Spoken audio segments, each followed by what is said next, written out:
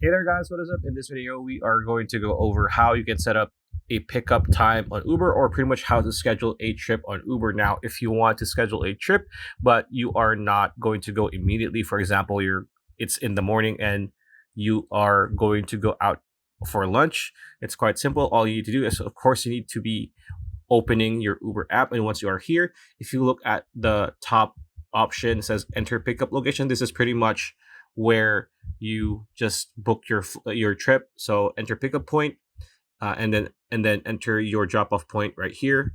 And then if you, for example, let's just do that right now. So say we always go to New Market. There you go. Put UK. There you go. And then drop off point. So say here. There you go. Right? And then before you can choose here, you're going to go back, right? It says pick up now on top of it. What you want to do is tap on it again. This will appear. You can tap on later, right? Reserve for extra peace of mind, click done.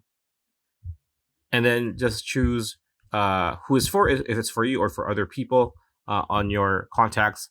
And then just follow the typical booking process with Uber and you'll be good to go. So pretty much that's the video. Hope you liked it. Like, comment, share, subscribe, ring that bell icon. See you on the next video.